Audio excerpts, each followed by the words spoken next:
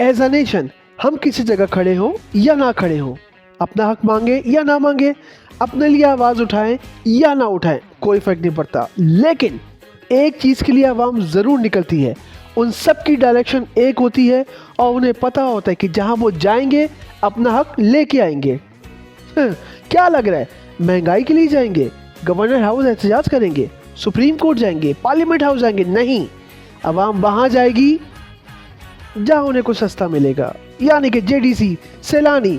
और अभी तो आपने सुना नहीं, ड्रीम बाजार। जी हाँ, हालिया दिनों में कराची में खुला है ड्रीम बाजार और कराची वालों ने इस मेहमान नवाजी का कैसे जवाब दिया, इस वीलॉग में आपसे शेयर करूंगा। ड्रीम बाजार के नाम से ये आउटलेट खुल रहा था गुलिस्तान जौहर ब्लॉक 18 में, अलादीन पार्क के बिल्कुल सामने, चेज़अप के बिल्कुल बराबर में। इस आउटलेट में इंटरनेशनल लेवल का ब्रांड रखा हुआ था। डिस्प्ले में मौजूद था बच्चों की T shirt, short, jeans, trousers, बड़ों की शर्टें, बड़ों की T shirt, ladies skirt, ladies trouser और बहुत कुछ यहाँ पे रखा हुआ था जो कि आपकी पसंद के एन मुताबिक था। लाखों करोड़ों रुपए लगा के इस ड्रीम बाजार के मालिक ने एक ड्रीम देखा था कि कराची वालों के लिए लंडा ही सही लेकिन कुछ ओरिजिनल चीज़ देगा और अच्छे और सस्ते दामों देगा। लेकिन फिर हुआ क्या जनाब, इस खूबसूरत आउटलेट का मंजरनामा कैसे बदला गया, कैसे तब्दील किया गया और लोगों ने आके क्या खुराफात मचाई, अब आपको मैं बताता हूँ। इतने सारे क्राउड को देख के आपको क्या लग रहा है, ये अपने हक के लिए निकले हैं, पेट्रोल सस्ता करने के लिए निकले हैं, किसी जगह पे एहतजाज करेंगे कि बिजली के बिल कम करो? नहीं जनाब, ये सब निकले हैं ड्रीम बाजार में सस्ती शर्टें लेने के लिए। एक जम्मे गफीर मौजूद था गुलिस्तान जौहर में, सड़कों की सड़कें ब्लॉक की हुई थी क्योंकि सस्ती शर्टें मिल रही थी। ये वो दिन है जब कराची में शदीद बारिशें हो रही हैं, लोग अपने घरों से नहीं निकले, लेकिन सिर्फ 50 रुपए की शर्ट्स के लिए इन सब ने अपनी जान की बाजी लगाई है और ये किसी भी कीमत पे यहाँ से कुछ ना कुछ लेके ही जाएंगे।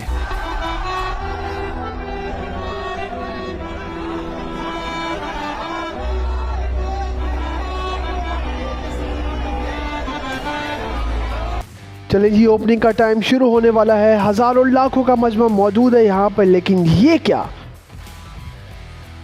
इंतज़ामिया ने जब देखा कि लोगों का इतना हजूम मौजूद है, उन्होंने दरवाज़ा खोलने से इनकार कर दिया। लेकिन हमारी यूथ कहाँ पीछे रहने वाली है, मुफ्त की चीज़ें मिले और हम ना पहुँचे, ऐसा कैसे हो सकता है? नॉर्मली अगर आप देखें तो 18 साल से लेकर 35 साल के नौजवानों की तादाद सबसे ज़्यादा है जिन्हें शायद लग रहा है कि ये अंदर जाके कश्मीर फतह कर लेंगे।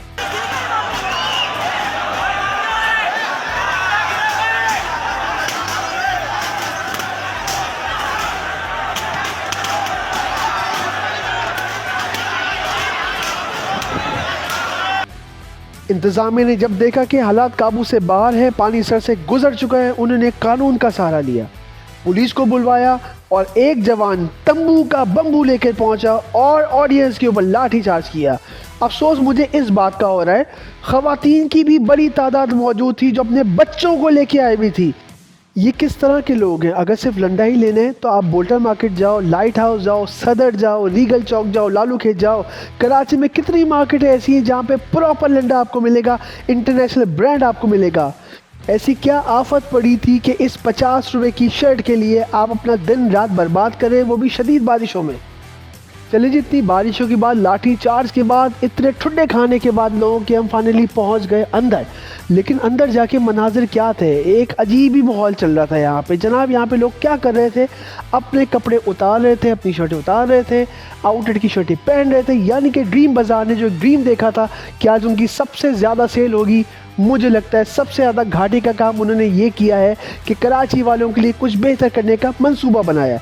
यहाँ लोगों ने क्या किया, अपनी शर्टें उतारी, आउटलेट की शर्टें पहनी, उसके ऊपर अपनी शर्टें पहनी और ये जा और वो जा। बहुत ज़्यादा आवाम थी, सिक्योरिटी कम थी, अमला कम था, किस किस को देखते, कैसे देखते, जिसके हाथ में जो आया वो लेकर चला गया। महरूम सिर्फ वो रहा जिसे मौका नहीं मिला। 3 बजे मॉल की ओपनिंग थी, 3:30 बजे के मनाजिर इस वक्त आप लोग देख रहे हैं। तहस नहस कर दिया है, सब कुछ लूट लिया है और किस तरह लूटा है, किस बेदर्दी के साथ इस आउटलेट की मदर सिस्टर एक की है, आप लोग बखूबी देख सकते हैं। वो जो कहते हैं ना कि जैसी आवाम होती है वैसे ही हुक्मरान होते हैं, बिल्कुल सही कहते हैं। हमारी आवाम इसी काबिल है कि इनके ऊपर जो हुक्मरान बैठे हुए हैं वो बिल्कुल सही मुसल्लत किए हुए हैं।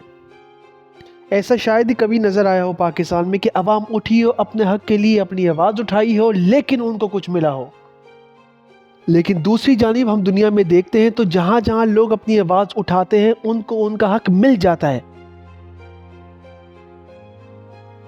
बांग्लादेश में आवाम उठी, अपने हक़ के लिए आवाज़ उठाई और तब तक चैन से नहीं बैठी जब तक उनका हक़ उनको मिल नहीं गया। इस सियाफाम शख्स की खातिर पूरा अमेरिका उठ गया था। ये शख्स पुलिस के हाथों मारा गया। मरने से पहले पुलिस वालों से इल्तिजा करता रहा, मैं सांस नहीं ले पा रहा, आई कैन नॉट ब्रीथ। लेकिन पुलिस ने इसकी ना सुनी और इसको तब तक नहीं छोड़ा जब तक कि अपनी जान से हाथ नहीं धो बैठा। पूरा अमेरिका तब तक चैन से नहीं बैठा जब तक इसके गुनाहगारों को सज़ा नहीं दिलवाई। इंडिया में एक डॉक्टर के साथ रेप किया जाता है, उसके बाद बेईमाना कत्ल किया जाता है, लेकिन उस कत्ल के बाद पूरा इंडिया सड़कों पे आ जाता है। हर जगह सिर्फ यही आवाज़ थी, जब तक गुनहगारों को सज़ा नहीं मिलेगी वो अपना प्रोटेस्ट ख़त्म नहीं करेंगे। एक बात याद रखिएगा, अल्लाह भी उस कौम की हालत कभी नहीं बदलता जो अपनी हालत खुद बदल लाना चाहे। फ़लस्तीन के लिए भी दुनिया भर में आवाज़ें उठती जा रही हैं। यूरोप, अमेरिका, फ्रांस, डेनमार्क, मुख्तलिफ जगहों पे फ़लस्तीन के लिए भी लोग बाहर निकल रहे हैं और इंशाल्लाह उनकी ये मेहनत, ये दुआएं रंग लाएंगी। खित्ते में सिर्फ पाकिस्तानी अवाम रह गई है जो अभी तक सो रही है, ख्वाब गफलत के मज़े ले रही है और उसको अंदाज़ा ही नहीं हो रहा कि उसके हकूक़ की पामाली कैसे की जा रही है। लेकिन मुझे यकीन है ये अवाम उठेगी, अपने हक़ के लिए उठेगी। उस दिन किसी खान के पीछे नहीं होगी, किसी मौलाना के पीछे नहीं होगी, किसी जमाती के पीछे नहीं होगी, किसी जियाले पटवारी, किसी हाफिज के पीछे नहीं होगी। ये अवाम उठेगी, अपने हक़ के लिए और अपनी आवाज़ के लिए उठेगी।